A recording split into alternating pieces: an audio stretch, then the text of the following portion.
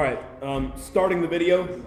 So, you guys who are talking, not the time, okay? Now, I'm also going to tell you this. I forgot my adapter, so this is totally worthless. I brought this in for no reason. Now we're going to have a crappy quality video, but we're going to have a good lesson. So, let me also say out the gate, we're going to be talking about something tonight. If you're following along, as we always do and have been, we're going to be talking about something tonight that's a little uncomfortable. And your response should be, we always talk about something uncomfortable. You are Mr. Uncomfortable. Okay, fine. That may be true. I don't deny that. But we're talking about money tonight. Now, hear me when I say this. We're talking about money in the sense of storing up treasures for yourself on earth rather than in heaven, right? The Sermon on the Mount. So I have been up since 3:15, like I said, and I started writing this at 4:30 this morning. Okay, so some of these may be bleary-eyed, insane ramblings of a theological extremist in the middle of the witching hour in the morning. But here's our text, and I hope you follow along and you've got a pen and pencil, something to write with. Matthew 6:19 through 21. 3 verses. We're really only going to get to the first one tonight. I'm not going to lie to you. Especially the fact that it's 6:45. Do not store up for yourselves treasures on earth where moth and rust destroy and where thieves break in and steal. Verse 20. But store up for yourselves treasures in heaven where neither moth nor rust destroys and where thieves do not break in or steal. Verse 21. For where your treasure is, there your heart will be also. Now, it's fair to say that all people have a treasure, and it's fair to say that all people have a need to store up for themselves treasures on earth. There is a sense in which storing up for yourself treasures on earth is not necessarily a bad thing. And when I say that, there's a difference between storing up treasure, and we'll look at that, and there's a difference between storing up what you need. But technically, you can't store up what you need. Remember early in this chapter, Jesus said, give us this day our daily bread, right? So he's not talking about preparing everything for the future in the front. He's saying be serious about taking it one day at a time, and we'll get to that later on. And we'll be honest with y'all. How many of you guys remember that series that we did a while back that was over issues teens face is what I called it? And we talked about anxiety, right? That was one of the battles. I hope that meant something to you guys who are here. I'm not going to teach the end of Matthew 6 because we already have a video on that. So I'm going to go on to chapter 7 once we get to those verses about anxiety. But for tonight, these verses are often avoided. The moment someone talks about money, we run for the door, right? The moment a preacher starts to talk about money, we start grabbing our wallets and we start looking at our bank account and we start rationalizing and saying, oh my gosh, I don't want to be here today. I should have come next week when he got on a different subject. He's just one of those televangelists who's telling me that if I seed a certain amount of money into his ministry, then he will bring healing to my family with this holy water from Ecuador, right? So here's what I want to make sure you hear me say. I'm teaching this lesson to a group of adolescents, to young people who are, some of you guys, legal adults in the state of Texas, and some of us are definitely legal adults in the state of Texas. This is not primarily about greenbacks. Although that's what's in view, the angle that I want to take tonight, because most of you are jobless, not all of you, but most of you are jobless. Okay? Again, not all of them. But most of you guys are probably not making a serious sort or form. And so the temptation may be to go, well, Taylor, that's all fine and dandy, but this doesn't apply to me. I mean, you're talking about money. I'm a broke high school student. I'm a broke college student. I'm broke whatever. I mean, you could have a job and still be a broke college student. That's how it works. But it threatens our need to be the gods of our own life while simultaneously being so focused on convincing others that we really and truly do worship God like we say. Remember that everything that Jesus is saying in chapter 5, 6, and 7 of the Sermon on the Mount is all a direct response to the Pharisees of his day and their form of religious hypocrisy. I'm going to say that again. Everything that we've read for the past 6 months and everything we're going to read is a direct response to the hypocrisy of the Pharisees. Every bit of it, including these verses. Okay? Now, I have a list because obviously I love lists. We know that about me. So in verse 19, he is striking at the issue that is ultimately at the root of everything we've looked at for 6 months, which can be boiled down to idolatry. In a sense, everything in Matthew 5 with the moral law and now everything in 6 and what will be in 7 boils down to idolatry. For you guys who are writing, idolatry is the spiritual tendency. I'll go slow. Idolatry, idol, a tree. A try, really. Idol, a try. Okay? Jenny would be so ashamed of me just now. She would be. But that's why I lost us our spelling bee, obviously. Because I'm an imbecile. So, idolatry is the spiritual... Y'all need to get it together. You're getting D-Hall. Idolatry is the spiritual tendency to love, worship, and serve something other than God. I'll say it again. Idolatry is the spiritual tendency to love, worship, and serve something other than God. Idolatry. Idol, a try. Sound it out. We don't do phonics anymore, ladies and gentlemen. All right, idolatry can be physical, emotional, spiritual. I need you to listen carefully. But all of it is ultimately spiritual at its root. All idolatry is spiritual down at the root, right? As far as I can tell, after thinking on this for a few bleary hours, our idolatry comes from 5 things at the very least. Okay? Now, I want you to really get these. Our idolatry comes from at least 5 things. What I came up with, okay? Number 1, we worship things because they give us comfort. I hope you write these down. These are important. We worship things because they give us comfort. And I'll flesh that out. Okay, these are important to write down. Number 1 is we worship things because they give us comfort. This means we feel as if those things better our lives and provide us the ability not to need God as our source of comfort. This can be anything, but in this case, Jesus is specifically referring to money. Okay? So number 1, we worship things because they give us comfort. We believe they give us comfort. They don't, but we believe they do. Number 2, we worship things because they give us security. We worship things because they give us a sense of security. Okay? And I really want you, as always, I really want you to submit your heart to the Holy Spirit and ask Him to illuminate some of these things that you may be struggling with. Things you may know, things you may not know about yourself yet. But here's a good acid test. If I find my sense of safety in something other than Christ, it's probably an idol. If I find my sense of comfort, what gives me comfort? Here's a good question. When you have a really bad day, when you have a day that's falling apart, a day that's been like some of our days lately, when those moments hit, what do you run to make yourself feel better? That, my friend, that answer, if it's not Christ, it's probably an idol. Bluebell ice cream. I keep a tub in one of those small little pints. I keep one of those in the freezer at all times so that I can sit there and somehow soothe a burdened and pained soul with ice cream on a tongue that's flesh. Somehow, I have in my mind it's okay. It's okay when baby goes to bed. And I'll sit down in the recliner and I'll watch football. Now that's almost over. I'll watch football and I'll have some Dr. Pepper ice cream. What's up, guys? Hey, good to see y'all. Yeah, exactly. Go sit wherever you want. Hamel's sick tonight. Yeah. So pull up a chair wherever you want to sit.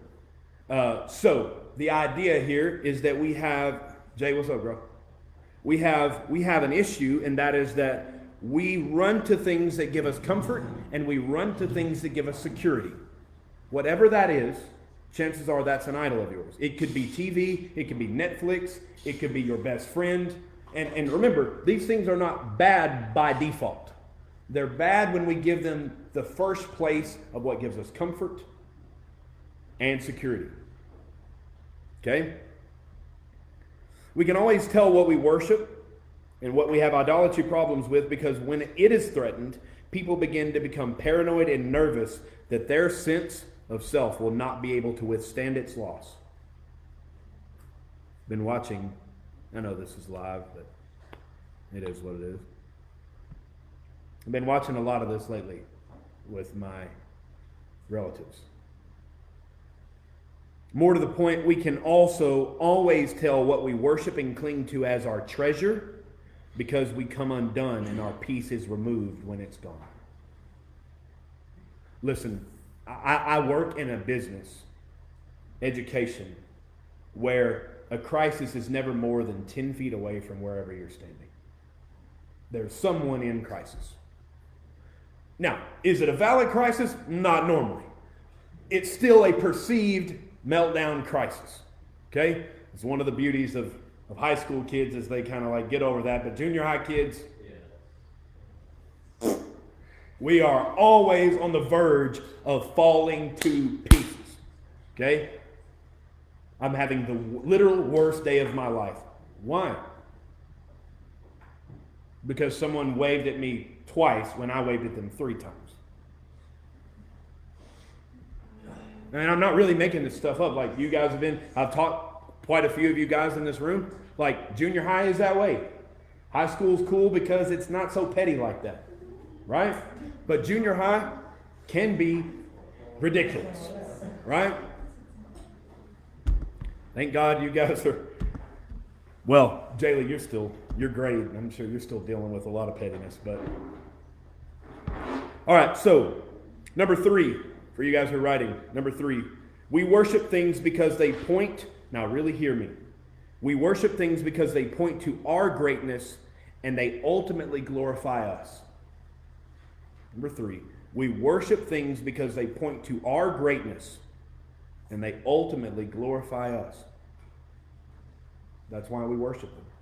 Let me try to explain this. No matter what we worship and serve other than Christ, it is ultimately a self-portrait, and everything we do for it, we do for us.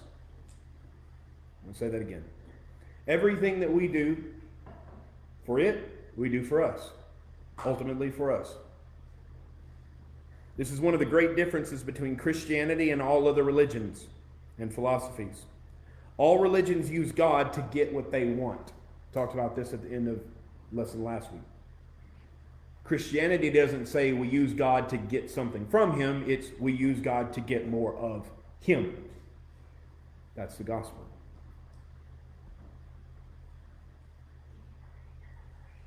We worship things because they point to our greatness and ultimately glorify us.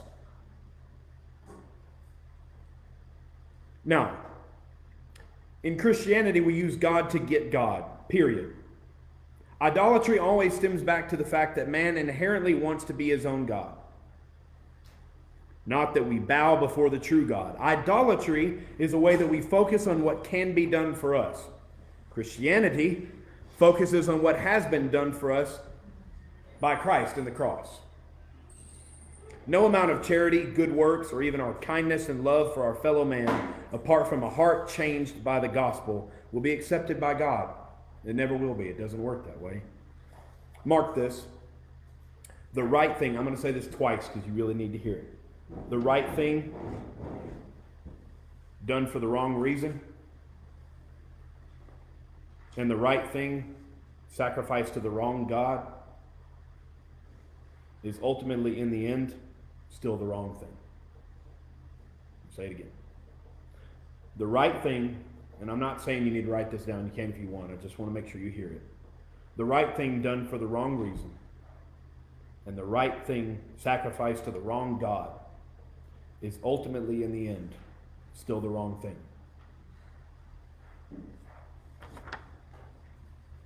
No matter how holy and pious it looks. As always, the motive is the key to everything in the Sermon on the Mount. Number 4. Evelyn, you ready? Are you ready now? Okay, number 4. We worship things because they give us a sense of worth. That one's easy. We worship things because they give us a sense of worth.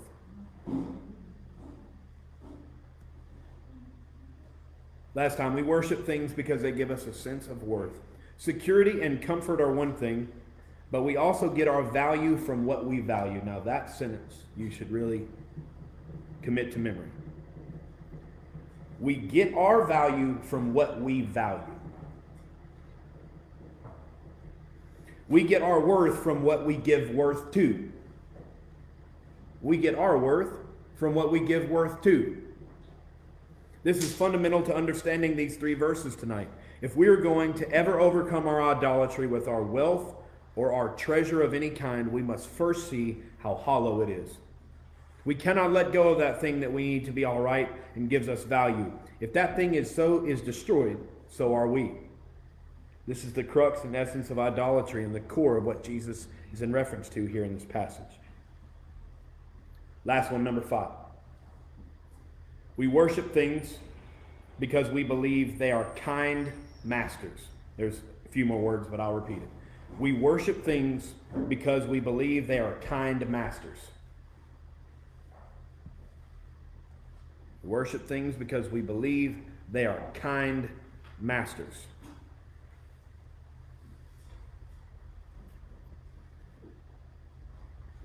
That we, this is the last part, that we actually control.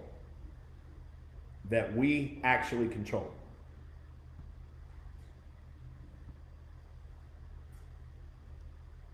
We worship things because we believe they are kind masters that we actually control.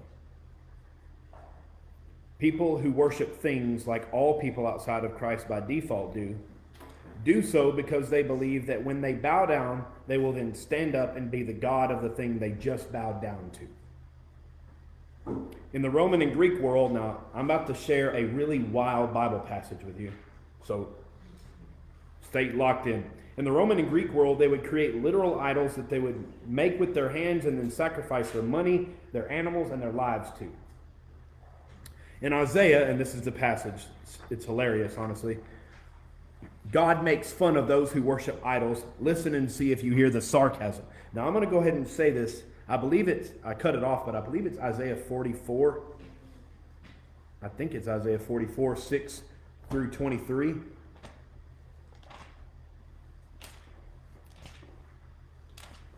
Okay, let me check. I'm right here.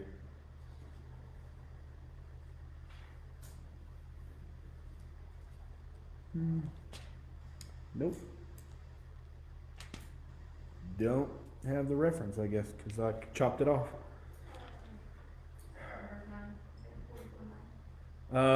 I've got 6 through 9, but I mean, you may be 44, 9.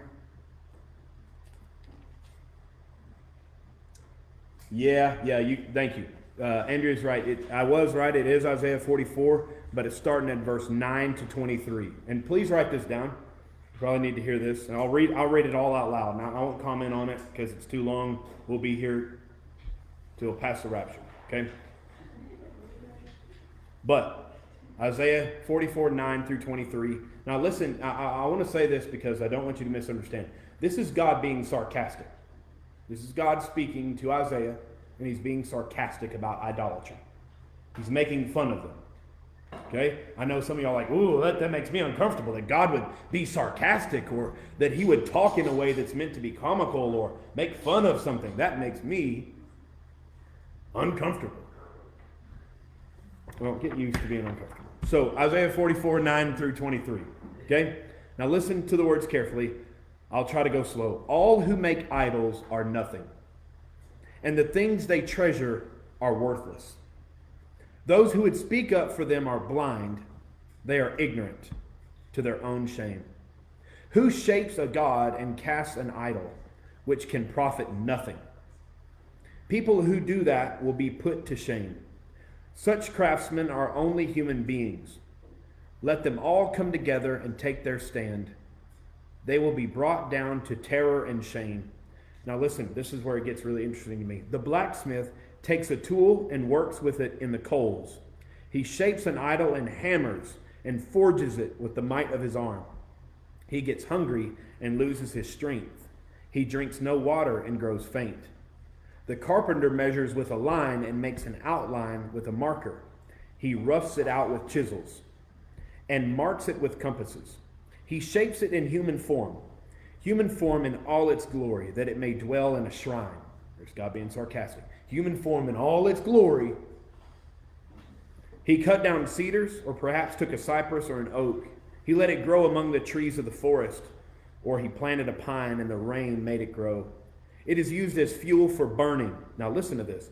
It's used as fuel for burning. Some of it he takes and warms himself. He kindles a fire and bakes bread, but he also fashions a god and worships it.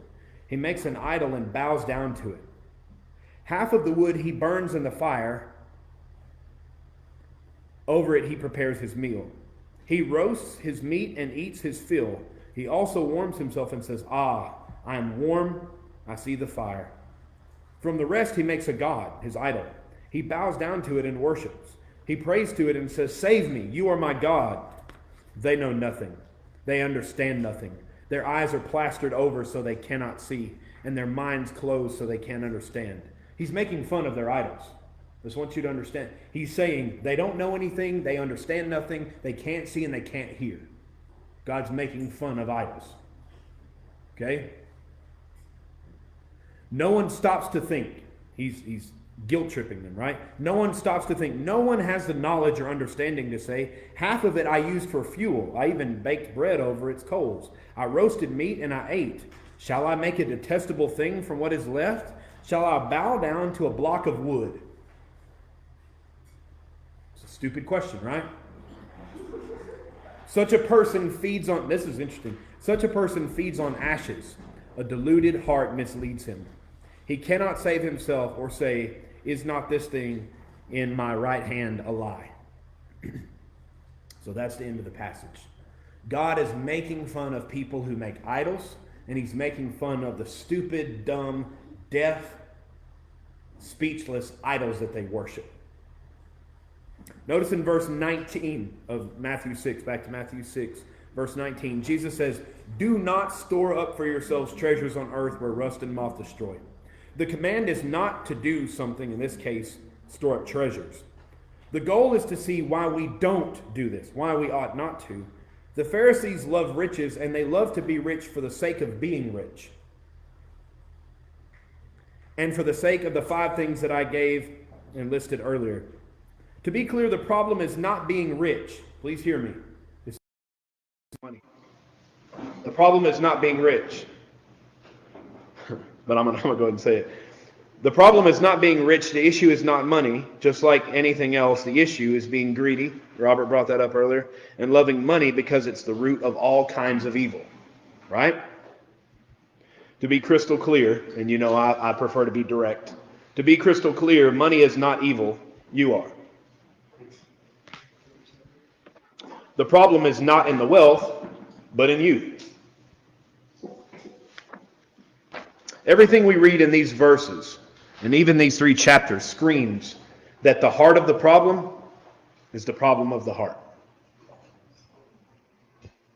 Ever since Adam and Eve, we find solace, rescue, and safety in everything from fig leaves, to games, to toys, to work, to people, to avoiding people, from being liked to being disliked, calling your own shots, to being told what to do by someone and something else in a million different ways. It's all evil, and this is one of the reasons that Paul says we invent ways of doing evil in 1 Corinthians 6. Point is, we love to find safety in things that aren't safe. We'll say that again. We love to find safety in things that aren't safe. This is the root of one of Jesus' main points here. So do not store up for yourselves treasure means what you think it means. Doing a quick Greek word study, very interesting. Normally you have to work really hard to figure out Greek words in the context and how they ought to be interpreted. You can't just look at the word and say, "Oh, that's this Greek word. I'll sound smart by saying it." You really have to dig into a lexicon and commentaries and stuff to do your due diligence. But This one's easy because every time this word, and it's thesauri, where we get the word thesaurus, every time the word is used, it means the same thing in the New Testament. And it means storing up for yourselves literal treasure. Every time. And it means, like I said, what you think it means. It means storing up storehouses of our money. Now, Luke 12, Evelyn, Luke 12, 16 through 21. Perfect parable Jesus told. And he told them a parable saying, y'all have probably heard this before, the land of a rich man was very productive. And he began thinking to himself, saying, what shall I do, since I have no place to store my crops? And he said, this is what I will do. I'll tear down my barns, and I'll build bigger ones. And I will store all my grain and my goods there. And I will say to myself, you have many goods stored up for many years to come. Relax, eat, and enjoy yourself. But God said to him, you fool, this very night your soul is demanded of you. And as for all that you have prepared, who will own it now? Such is the one who stores up treasure for himself and is not rich in relation to God. Now, I don't think I need to necessarily explain that parable. The bigger barns is meant to be our bigger ability to store and hoard resources for ourselves. The spiritual danger is precisely in thinking that we are safe because we've done something or we've stored something up of any kind.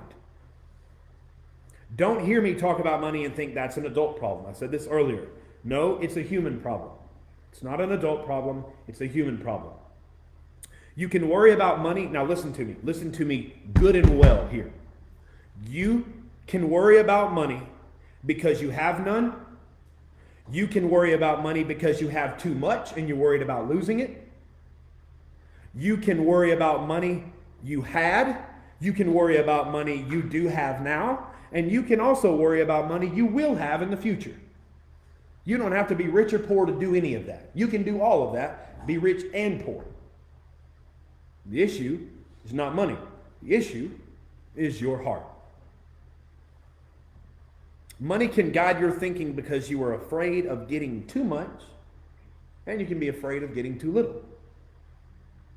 Money can consume your thoughts because you want it for its own sake, not for the Lord's sake and for His causes, so you can use it to bless His people and further His kingdom. Those are totally and radically opposite. So the question I'm going to ask you is, whatever money you do have, anyway, if that's like the widow who brings her 2 shekels and scrapes them together, whatever that may be, okay? The question is, whose kingdom are you building? And I'm not just talking about money. Whose kingdom are you building? More than most things, we think of money and what it will be like in our future. We obsess about this. We think about retirement when we're nowhere near it. I think about retirement all the time. I want to stop working. Why? Because I'm lazy. We work for money. We work because we want money. We work because we're afraid we're going to lose our money. And we work because we can't seem to keep our money. We work because money is needed, and it is. And we work because money is wanted, and it certainly is. We all want to have money, but most of the time money has us. Just out of curiosity, again, this can be a risky message. 1, because it's about money, and 2, because you're, basically homeless people that have been taken into a house permanently by adults. But, I mean, it's fair. It's fair. But, am I wrong? I mean, that's what kids are. They're permanent live-in homeless people. That's what you are. You take your food and resources, and you don't give anything back, and you make their life difficult. That's what you do. Like, some of y'all are like, I got my own money. Oh, okay, fine, great. Good for you. Good for you. Now, here's the thing. The thing I want to make sure you hear me say is, money, unlike any other resource, has a way of grubbing for you all the while you are grubbing for it. Notice as we continue through the verse that Jesus said, don't store it up. The intention of this command, like the barn builder earlier, is that we are not to store and stockpile money. He didn't say don't have it. He said don't hoard it. I'm going to say that again. He didn't say don't have it. He said don't hoard it. Now, have y'all ever watched Hoarders Buried Alive on TLC? If you've watched it, chances are you've watched that show not just because you're interested. You probably watch that show to feel better about your house. Jay said, "No, no." Seriously, how many of y'all watch the show? Anybody ever watch the show? It's like Dr. Pimple Popper. It's a train wreck you can't look away from, right? How many of y'all watch that show, Dr. Pimple Popper? Come on now, put your hands up. It's gross. It's gross. Molly, you like that stuff? You like medical stuff? You like that? You don't like that? It's gross. Huh? Yeah, but you don't like that at all? I mean, I'm with you. Keaton, I'm going to say it because she ain't here to defend herself. She loves that stuff. She watches it all the time because she worships the devil. So, it's a little what? Extreme like everything else I say? Okay, so, here we go. Shh. There's a world of difference between having money and it having you. It is not the same to use your money and your money to use you. I'm going to say it again. It is not the same thing to use your money wisely and for your money to use you. Now, listen to me. A lot of you guys don't work. I understand that. I've been making fun of you, but I shouldn't. A lot of you guys don't work. You can't have a job right now because of whatever the reason is. You don't want to. You got a lot going on. I get all that, but hear me. There's going to come a time where this message is really important to you. It may not be right now, but there's also a good chance that whenever that is, you and I hope we're still in touch, but we won't be in the same capacity. You're going to be an adult, you're going to be off somewhere, and I'll be God knows where. So I'm not going to get a chance to say this to you very likely when you're an adult. So I want to say it to you now. Remember this. This message is important. Jesus took all these red letters to say it. And if he spent the breath on it, it's absolutely important. Okay? If you store up money for money's sake, he is talking about you. Almost done. Some of you guys have jobs, like I said, and all of you probably will one day. Maybe not all of you. Maybe some of you guys choose to stay at home or whatever. But most of us will. Listen up. Having access to money does not make you rich. That's Jesus' point. Having an abundance of possessions does not make you rich. Having money just means that you must steward it rightly like all other resources. Having money just means you have a greater responsibility. Have you ever asked yourself what you can give back to God, including money that not only did he give you first, but also isn't still his? What is it that you give back to him that's not already his? Why do you think Jesus said, don't store up for yourselves? Answer simple. The more we store, the more we worry. I'm going to say that again. The more we store, the more we worry. Why? Well, you know, let's say I get a bond or a stock. Now I'm checking it all the time. Now I'm trying to see how it's doing. I'm trying to see, is that sucker going up? Is it going down? How's the market doing? I'm watching that money. Right? Watch my bank account. I get like a high interest, yield account, savings account, and I'm like, oh man, I'm fixing to just this money, my $5 sitting in here fixing to accrue that interest, right? It's not, but I watch it. Why? Because all of a sudden I think I've got a get rich quick scheme. Because now I think I'm starting to take my safety, confidence, and security in how much the number on the screen shows me.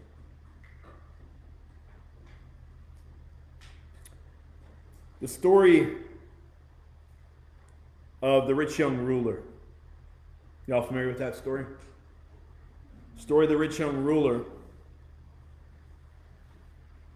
is interesting because he had been moral and he'd been good at following the law, but he loved money. Jesus told him to give it up, give all he had to the poor, then come follow him. And he went away sad because he had great wealth. Again, this is not a sermon against money. It's a sermon against our ability, in fact, our desire to abuse money. But have you ever noticed that we're really good at misusing and abusing basically everything? If we're being honest, we take everything and what is good, we just mess it up. Like we're just, okay, let me ask you a question. Hopefully this will prove the point. Don't know. How many of you guys this week have had a relationship strain with a family member or a friend? Raise your hand. Strain, I mean like there's been tension in the relationship. Doesn't mean it's over or y'all not friends or whatever, but you had difficulty. Quite a lot of people in this room. And thank you for being honest, by the way. Quite a lot of people in this room. Because the good things that the Lord gives us, we tend to pervert and twist them. And we struggle to put things in the right priority. You know, St. Augustine, one of his great quotes is that one of our issues with love is that we always want to disorder our loves. We always want to put them in the wrong priority. We always want to take the things that should be 2 and move them up to the number 1 spot instead of the Lord. Love the Lord your God with all your heart, soul, mind, and strength, and love your neighbor as yourself. That's 1 and 2. Everything else comes below that, but instead we go, nah, kind of like that money. No, I kind of like that alcohol. No, I kind of like that Xbox. Whatever you want to make an idol. Doesn't matter. Okay? Kind of like that heroin. Whatever it may be. Okay? I was going to say meth, but I thought that may hit too close to home. So, more often than not, our money is a barrier to obedience because of those 5 things that I listed earlier that you wrote down. It often takes great faith to see your money as it grows and to let go of it for the sake of the kingdom. Money, more than most things, demonstrates exactly what we prioritize. It has been said before, this is not something I came up with, but we can see what you spend, or maybe in y'all's case, what you want mom and dad to spend on, and for you, done for you and to you, and easily be able to tell where your heart actually is. I'm going to say that again. Oftentimes, again, we've all heard this probably before, you can watch someone's bank account and tell what they really value. Y'all aren't on camera, and I'm not going to say your names. I'm curious. How many of you guys have watched a close family member, I'll just leave it at that, close family member, and watched how they spend their money and thought, that's really not honoring to the Lord. The way you spend and the way you behave, that really doesn't at all. And I know that sounds judgmental, but you know what I'm saying. Like you can observe it and go, ugh, I mean, that's all, everything you're doing is about you. Like you're always going shopping. You're constantly obsessed with buying things for you. Right? I mean, we are obsessed with things. Is that fair? We're obsessed with things. Thing this, thing that, thing 1, thing 2, thing everything. I mean, everywhere we look, it's things. Right? So, brings me to a good point. While we're on this subject, let's address materialism. Now that one word should have its own sermon. Maybe I'll do a YouTube video about that. While we're on the subject, let's address materialism. Okay? I don't think anybody will disagree with me. If you think this is a hot take, then talk to my editor, I guess. We have a materialistic mindset in America that is so deeply ingrained that we swim in an ocean of vanity without knowing we're in its waters. We swim in an ocean of vanity without even knowing we're in its waters. We are so vain and full of ourselves in America that we have no clue what being vain even means anymore. We are so material driven. By the way, this one's for free.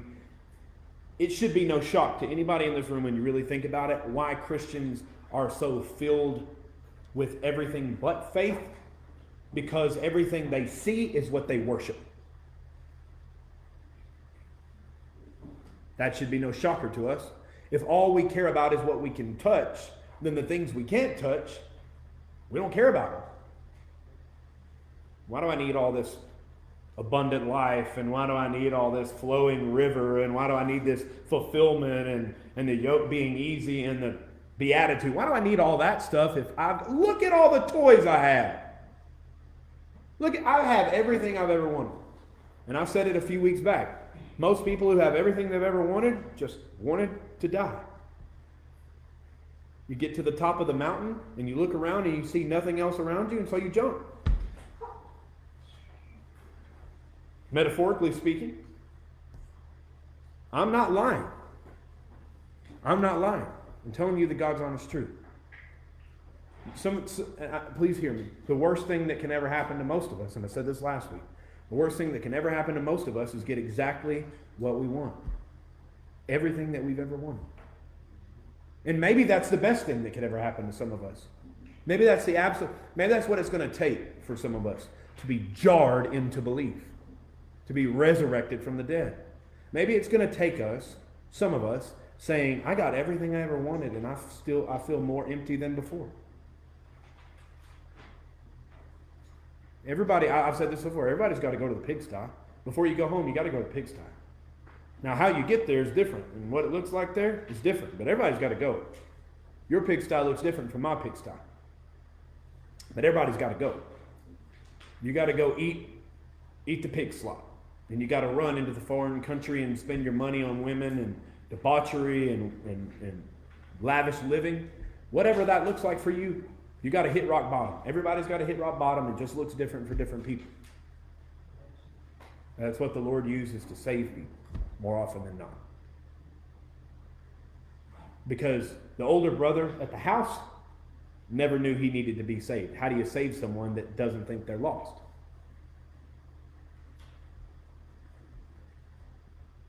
We are taught from a very early age that our world is just stuff.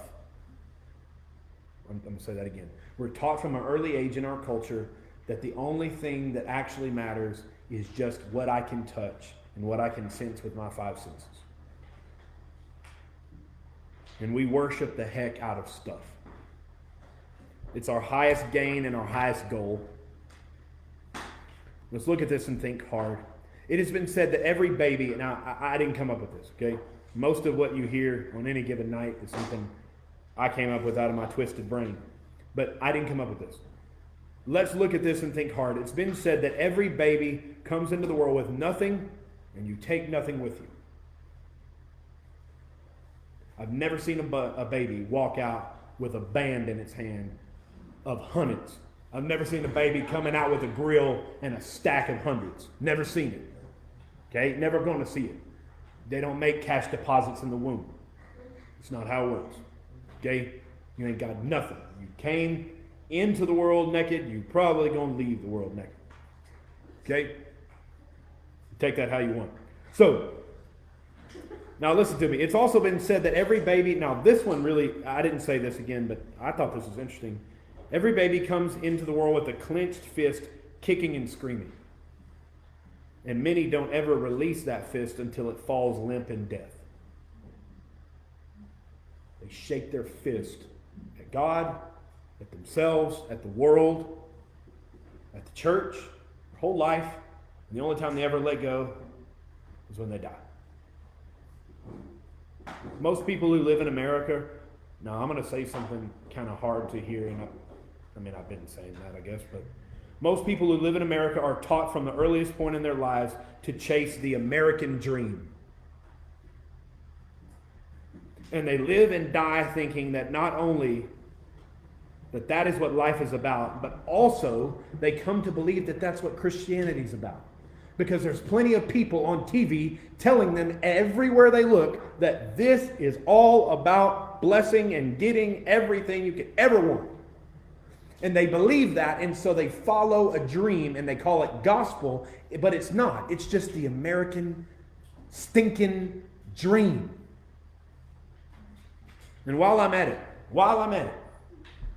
people like Joel Osteen have convinced so many people that what I just said is true with books like Your Best Life Now. We poke fun, we make jokes, we snicker, we laugh, we giggle. That man is going to be in hell. And he is taking plenty of people with him. Do we care about that? Students, I know some of you do. If we love the truth, then we have to hate lies. That's how it works. And if we love God's word, we have to hate things that pervert it. And if we love God's people, we have to hate the wolves that want to eat and devour God's people. Are you with me? Do you hear what I'm saying? That man is a false teacher, and that's putting it nicely. That man is a used car salesman with a Bible. What he is. And that's also being nice. I have words to say that don't need to be said in front of any other human being for how I actually feel about that man. 2 Corinthians 11:4. And no surprise, because even the devil himself masquerades as an angel of light. Not darkness, light.